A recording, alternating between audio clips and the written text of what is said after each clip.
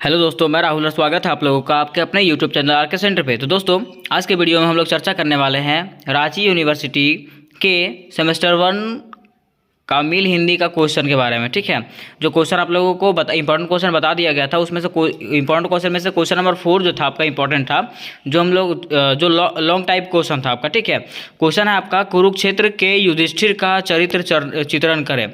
मतलब ये क्वेश्चन में आप लोग को जानना था, कुरुक्षेत्र में जो थे महाभारत में जो युधिष्ठिर जो थे उसके बारे में हम लोग को जानना है। ठीक है, उसके बारे में उसका जीवनी बताना है, उसका परिचय बताना कि कौन थे युधिष्ठिर। ठीक है, और उनका महाभारत का युद्ध में क्या भूमिका रहा था। ठीक है, इसके बारे में हम लोग को जानना है। ठीक है, तो हम लोग स्टार्टिंग से जानते हैं कि युधिष्ठिर कौन थे, इसका जीवन परिचय को जानते हैं। ठीक है, देखिए लिखा हुआ है इनका जन्म, देखिए जीवन परिचय लिखा हुआ, पहले पॉइंट बनाया हुआ है। ठीक है, लिखा हुआ इनका जन्म धर्मराज के कृपा से कुंती के गर्भ द्वारा हुआ था। मतलब ये जो थे कुंती के बेटे थे। ठीक है, बड़े होने पर इन्होंने कौरवों के साथ द्रोणाचार्य से धनुर्विद्या सीखा। मतलब जैसे जैसे ये बड़े हुए, बड़े होने के बाद क्या किया, कौरवों के साथ मिल करके द्रोणाचार्य से धनुष विद्या सीखे थे। ठीक है, समय आने पर जब इनको युवराज पद मिला, मतलब समय आने पर जब ये युवराज बने, राजा बने, ठीक है, तब इन्होंने अद्भुत धैर्य, दृढ़ता, सहनशीलता, नम्रता, दयालुता और प्राणी मात्र पर कृपा आदि गुणों का परिचय देते हुए प्रजा का पालन सही से किया। मतलब जब ये राजा बन गए ना, उसके बाद एकदम शांति ढंग से, एकदम बढ़िया से अपने साम्राज्य को चलाते गए, अपना सत्ता को चलाए। ठीक है, और अपना प्रजा का जो है पालन करते रहे, सही तरीके से पालन किए। इसके बाद दुर्योधन के षड्यंत्र के कारण, इसके बाद जब वो राजा बने तो उसके बाद दुर्योधन क्या करने लगा कि उसके लिए षड्यंत्र रचने लगा। ठीक है, और उसके षड्यंत्र के बाद इन्हें अपने भाइयों और माता सहित वर्णावत भेज दिए गए। ठीक है, इस दुर्योधन के षड्यंत्र के कारण क्या हुआ कि इन्हें और इनके माता पिता को कहाँ भेज दिया गया, वर्णावत भेज दिया गया। मतलब वहाँ से निकाल दिया गया, महल से निकाल दिया गया उन लोग को। ठीक है, वहाँ पर ये जिस भवन में इन्हें रखा गया था वह भड़क उठने वाले वस्तुओं से बनाया गया था। मतलब वो टूटा फूटा हुआ वस्तुओं से बनाया गया था। ठीक है, अर्थात उससे निकल भागने के लिए इन्होंने गुप्त तरीके से सुरंग खुदवाया। ठीक है, यहाँ पे कौरवों ने क्या क्या किया कि उससे निकलने के लिए वो लोग क्या किया, इसमें सुरंग बनाया। ठीक है, और भवन में आग लगाकर उस सुरंग से भाग गए। ये लोग क्या किया, वो भवन में आग लगा करके वहाँ से निकल के भाग गए। ठीक है, फिर ये लोग व्यास जी के सलाह से एक चक्रा नगरी में जाकर रहने लगे। ठीक है, फिर वहाँ के जो व्यास थे उससे सलाह लिए और उन लोगों उन्होंने बताया उनको कि तुम लोग को कहाँ रहना चाहिए, एक चक्रा नगरी में जाकर रहना चाहिए। ठीक है, तो लोग वहाँ पर रहने के लिए एक चक्रा नगरी में चले गए। ठीक है, आगे बताया क्या है कि यह नगरी इटावा से 16 मील दक्षिण पश्चिम में है। ये जो नगरी जो था, ये जो नगर था, ये जो राष्ट्र था, ये कहाँ था, इटावा से 16 मील दक्षिण पश्चिम में था। ठीक है, यहाँ रहते समय भीम ने बक राक्षस को मारा था। यहाँ पे रहते समय भीम ने क्या किया था, बक रक्षक नाम के एक राक्षस को मारा था। ठीक है, यहाँ से दूसरे स्थान को जाते समय रास्ते में अंगारपर्न गंधर्व राज के साथ अर्जुन की मुठभेड़ हुई थी। ठीक है, यहाँ से जब दूसरा स्थान पे लोग जा रहे थे तो वहाँ पे क्या हुआ, इनका जो था अंगारपर्न गंधर्व राज के साथ इनका मुठभेड़ हो गया था अर्जुन का। ठीक है, मतलब लड़ाई हो गया था। उसमें क्या हुआ कि अंत में जो था युधिष्ठिर जो था उसके बीच में आ गया और वो जो था अर्जुन को बोला कि इसको छोड़ दो। ठीक है, तब युधिष्ठिर के कहने पर अर्जुन ने उसे छोड़ दिया। ठीक है, देखिए आगे लिखा हुआ है उत्कोचक तीर्थ में पहुंचने पर पांडवों ने धौम्य मुनि को अपना पंडित बनाया। ठीक है, जब वहाँ से वो दूसरे जगह पे गया, दूसरा तीर्थ में गया। ठीक है, तो पांडवों ने वहाँ पे धौम्य मुनि को क्या बनाया, अपना पंडित बनाया। ठीक है, फिर ये लोग द्रुपद राजा के स्वयंवर सभा में पहुँचे। ठीक है, फिर उसके बाद क्या किया, द्रुपद राजा के जो स्वयंवर था, स्वयंवर सभा मतलब जैसे वहाँ पे अपनी बेटी का पति को पाने के लिए वहाँ पे स्वयंवर रखा गया था। ठीक है, वहाँ अर्जुन के लक्ष्य भेद करने पर द्रौपदी की प्राप्ति हुई। जहाँ पे अर्जुन ने क्या किया, लक्ष्य भेद किया। ठीक है, जिसके कारण उनको द्रौपदी की प्राप्ति हुई। ठीक है, कुंती ने भिक्षा में मिली हुई वस्तु को बिना देखे ही आज्ञा दे दी कि पांचों भाई बांट लो। ठीक है, उसमें हुआ क्या, जब वो लोग वे पांचों भाई वहाँ से खुशी से आए, ठीक है, तो घर में अपनी माँ को बताया कि माँ मैंने कुछ पाया है। ठीक है, तो उनकी माँ जो है बिना देखे हुए उनको आज्ञा दे दी कि जो भी तुमने पाया है उसको क्या करो, तुम आपस में बांट लो। ठीक है, और माँ की बात उन लोग सराखों पे रखते थे। मतलब जो माँ बोलती थी वो काम वो लोग करते थे। ठीक है, अंत में सब हाल मालूम होने पर कुंती बड़े असमझ में पड़ी, ठीक है। जैसे जब बाद में जब कुंती को यह बात पता चला ना, तो कुंती शॉक हो गई कि अरे मैंने क्या कर दिया, मैंने इस मेरे मेरे से तो बहुत बड़ी गलती हो गई, ठीक है। तब युधिष्ठिर ने कहा कि माता के मुंह से जो बात निकल गई उसी को हम मानेंगे।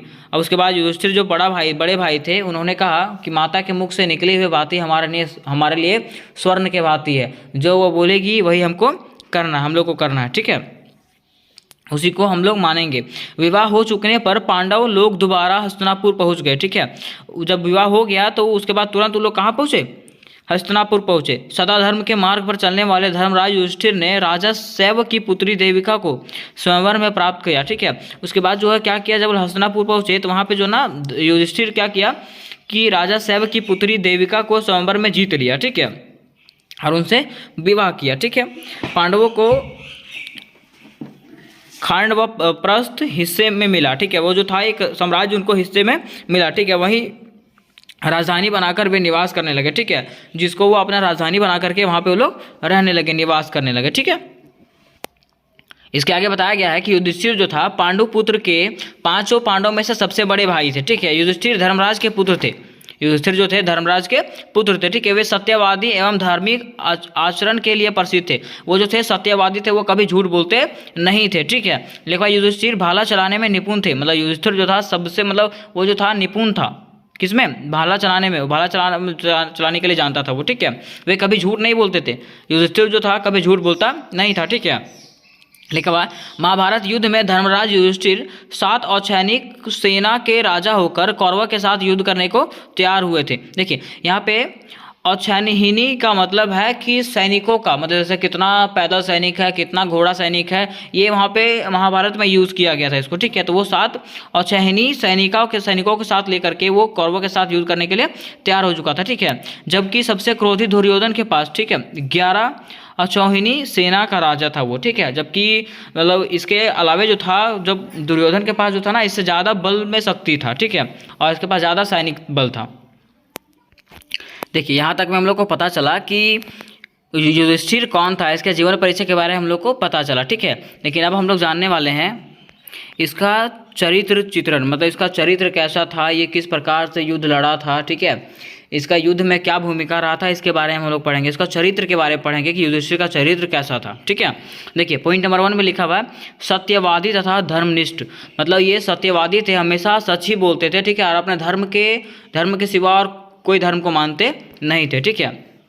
लिखा हुआ है धर्मराज युधिष्ठिर पांडवों में से सबसे बड़े थे। हम लोग जानते हैं कि धर्मराज युधिष्ठिर जो थे पांडवों में सबसे बड़े थे। वे सत्यवादी, दयालु, गौब्राह्मण, महान विद्वान, ज्ञानी, धैर्य संपन्न, क्षमा करने वाले, तपस्वी, मातृपिता, गुरु भक्त और कृष्ण के परम भक्त थे। यहाँ पे देखिए कितना बड़ा बात बोला हुआ है, सो कि वे सत्यवादी भी थे, दयालु भी थे, गौ ब्राह्मण भी थे, महान विद्वान ज्ञानी थे, धैर्य समर्पण, क्षमा करने वाले, मतलब वो सबको क्षमा भी कर देते थे, ठीक है।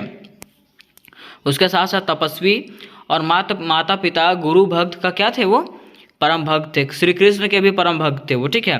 लिखा हुआ धर्म के अंश से उत्पन्न होने के कारण वे धर्म के गुण को बढ़िया से समझते थे, ठीक है। वो जो था धर्म के अंश से ही पैदा हुआ था, ठीक है, जिसके कारण वो उसमें धर्म का गुण जो है ना कूट कूट के भरा हुआ था, ठीक है। लिखा हुआ धर्म को सत्य की भावना का यदि पांडवों में किसी के अंदर पूरा विकास था तो वह धर्मराज युधिष्ठिर में ही था। मतलब जो अगर पांडवों की बात करें तो पांडवों में सबसे ज़्यादा धर्म का जो ज्ञान था वो किसमें था, युधिष्ठिर में था। लिखा हुआ है सत्य और क्षमा तो इनके सहजता सद्गुण में था, मतलब सत्य बोलना और क्षमा करना इसके हृदय में बसा हुआ था।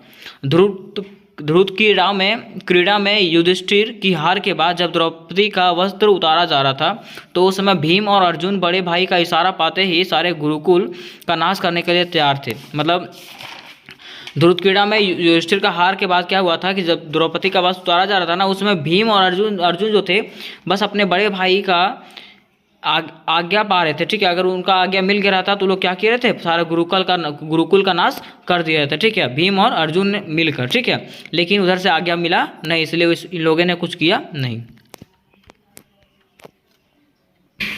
इसके अगले पॉइंट नंबर 2 में लिखा हुआ महान धर्मात्मा, ठीक है। ये महान धर्म को मानने वाले थे, मतलब ये हमेशा धर्म को ही मानते थे, ठीक है। देखिए लिखा हुआ है युधिष्ठिर महाराज महान धर्मात्मा थे, ठीक है। एक बार उन्होंने अपने भाइयों और द्रौपदी से कहा, सुनो, मैं धर्म का पालन इसलिए नहीं करता कि मुझे फल मिले, मतलब वो जो था धर्म का पालन इसलिए नहीं करता था ताकि उसको धर्म का कुछ फल मिले, ठीक है।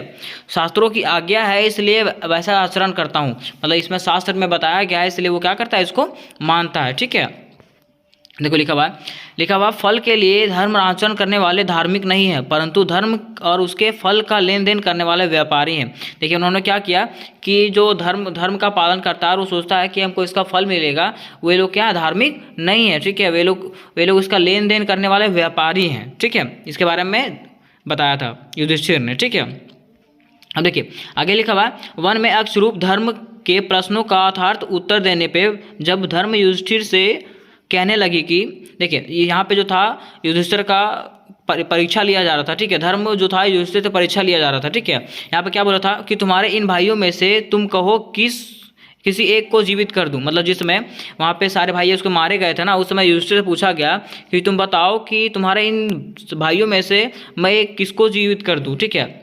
तब युधिष्ठिर ने कहा कि आप मेरे प्रिय भ्राता मतलब प्रिय भाई नकुल को जीवन दान दे दीजिए, ठीक है। उस समय अक्ष ने उससे कहा कि तुम्हें कौरवों से लड़ना है, भीम और अर्जुन अत्यंत बलवान हैं, तुम उनमें से एक को जीवित करके नकुल के लिए क्यों प्रार्थना कर रहे हो, ठीक है। देखिए उस समय जो था अक्ष ने तुरंत कहा कि मतलब भगवान जो थे उसमें उन्होंने कहा कि तुम्हें कौरवों से लड़ना है, ठीक है। तो तुम जो थे तुम्हारे जो पहलवान भाई हैं, तुम्हारे जो बलवान भाई हैं भीम और अर्जुन, तुम उनको जीवित ना करके तुम नकुल के लिए प्रार्थना क्यों कर रहे हो, ठीक है। उस समय युधिष्ठिर ने कहा कि मेरे 2 माताएं हैं, कुंती और मरादी, ठीक है। कुंती का तो मैं एक पुत्र जीवित हूँ, मरादी का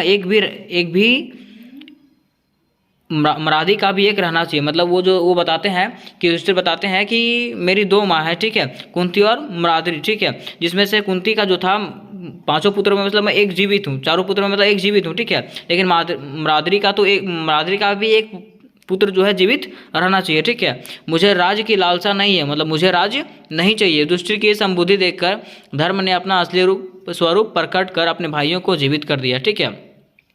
उसमें इसका परीक्षा खत्म हुआ, ठीक है। और वो क्या हुआ, भगवान जो थे श्री कृष्ण जो थे अपने स्वरूप में आ गए, ठीक है।